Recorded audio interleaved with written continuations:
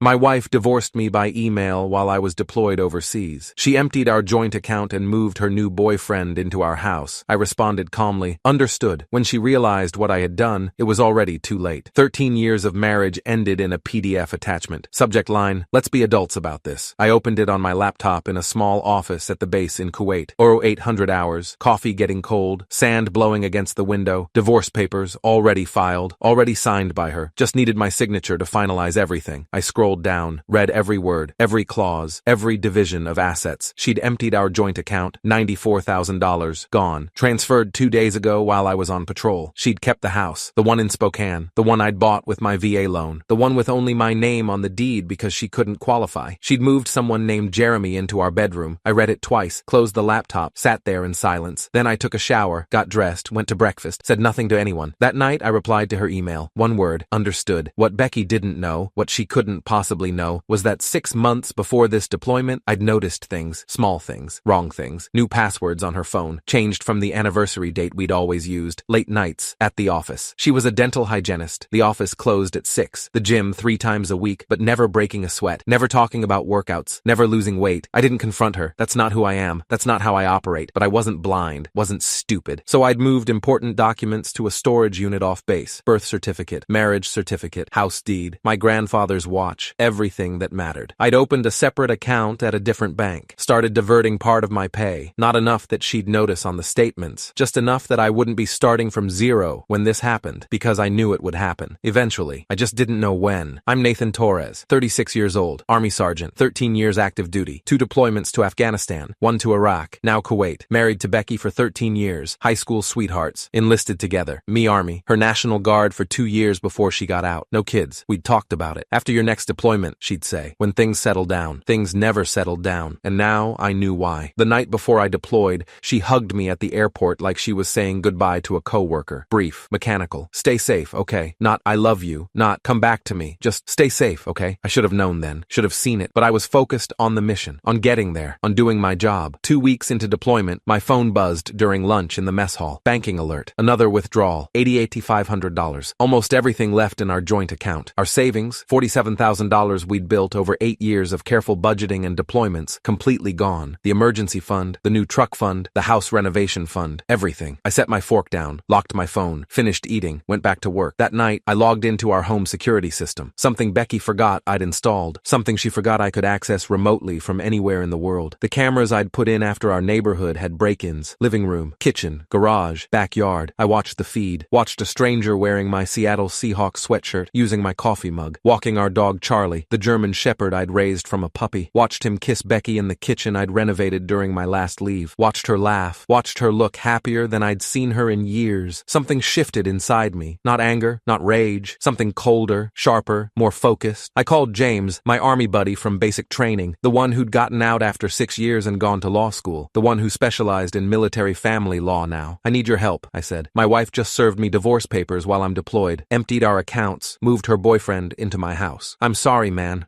I don't need sorry. I need strategy. Silence. Then, what do you want? I want what's legally mine, and I want her to understand consequences. I'm listening. We talked for 2 hours, made a list, made a plan. This wasn't about emotion anymore. This was a tactical operation. 2 months later, I was back in Spokane. Emergency leave. Didn't tell Becky. Didn't tell anyone except James. Checked into a motel off Highway 2. Met James at a diner near the base. He slid a folder across the table. Thick folder. Documents. Bank statements. Photos. Found something interesting, he said. I opened it. Refinance application. For our house. My house. Dated 3 months ago. With my signature. Except it wasn't my signature. The middle initial was wrong. She'd written Nathan R. Torres instead of Nathan J. Torres. She forged this? I asked. James nodded. 3 months ago. Took out a home equity line of credit for $130,000. Listed Jeremy Patterson as co-applicant. They've been spending it. New cars. Trips. She bought him a boat. A boat? 23-foot Sea Ray. Registered in both their names. I stared at the forged signature. At my name written in her handwriting. At the lie that had given her access to $130,000 of equity I'd built through VA loans and military benefits. What are my options? I asked. What do you want? I thought about 13 years. About deployments and empty airports and trying to build something permanent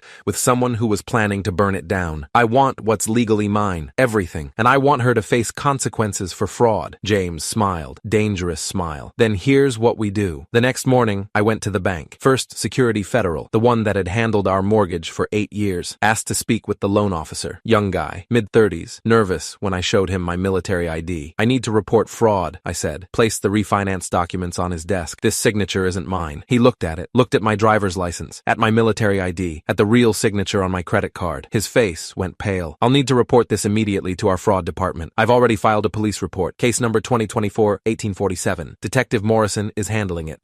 Yes, of course. We'll freeze the account immediately, and I also need to know where the money went. Every transaction, every transfer, everything. He printed everything. 43 pages of transactions. I took them all. That night, Becky texted, "Who have you been talking to at the bank?" I didn't respond. 2 days later, she called. I let it go to voicemail. "Nathan, we need to talk. If this is about the divorce, we can discuss it like adults. Don't make this harder than it needs to be. Like adults." The same words from her email. I still didn't respond. James called that afternoon. They froze the home equity line. All of it. $130,000 locked down pending investigation. Your wife's boyfriend got pulled over last night driving your truck, the Silverado, on a suspended license. They impounded it. He also had prescription pads from Becky's dental office in the vehicle. I closed my eyes. Prescription pads? Yeah, looks like they were selling scripts. Vicodin, oxycodone. The detectives are investigating that separately now. The bank investigator, older woman, Sharon McBride, 20 years in fraud detection, called me the next morning. "Mr. Torres, I've reviewed your case. There are multiple red flags beyond the forged signature. Can you come in?" I met her that afternoon. Private office, door closed. She showed me transfer records, multiple payments to someone named Daniel Spencer, a real estate agent. "Who's Spencer?" I asked. "That's what I wanted to ask you. He received $18,000 from your home equity line. 3 payments, $6,000 each." James ran a background check that evening. Daniel Spencer, real estate agent, specializes in quick sales, below market deals. He's done business with Jeremy Patterson before. 3 transactions in the last 2 years. Same pattern every time. Targets military spouses during deployments, gets the home sold below market value, takes a cut of the difference, moves on. Other military families? At least 3 that I can confirm. I've contacted the FBI. There's a task force that handles this kind of thing. The next day, Becky texted asking to meet, to talk things through, to be reasonable adults. I didn't respond. Instead, James and I drove to my house, parked down the street, waited. 20 minutes later, Daniel Spencer pulled up. Silver Audi, expensive suit. Jeremy came out to meet him. They went inside together. I opened the security app on my phone. Interior cameras, cloud storage, audio recording. "Should list by end of week," Spencer said, clear as day through my phone speaker. "I've got a buyer already. Cash offer. $340,000. Market value's $480,000, Jeremy said. Spencer waved dismissively. "Market value takes months. Cash offer takes days. You get your money faster. I get my fee. Everyone wins. What about the husband? Military guys are all the same. He'll take a settlement to make it go away. They always do. Too much hassle to fight from overseas." I forwarded the audio feed to the FBI contact James had given me. Agent Patel, specialized in military family fraud. She called back in 10 minutes. "We're moving now." 30 minutes later, 3 FBI vehicles and 2 local police cars surrounded my house. I watched from down the street as they led Spencer and Jeremy out in handcuffs. Watched them read them their rights. Watched Spencer try to argue. Watched Jeremy stay silent. Becky arrived 10 minutes later. Pulled into the driveway. Saw the cars. Saw the agents. Saw Jeremy in cuffs. She got out of her car slowly. Stood on our lawn. Hands over her mouth. Just stood there, watching. An agent approached her. Talked. Showed her something. She started crying. I didn't feel satisfaction. Didn't feel anger. Just felt cold. Empty. Finished. Jeremy Patterson and Daniel Spencer took plea deals 6 months later. The FBI investigation had uncovered 11 military families they'd targeted over 3 years. Total fraud, $1.7 million.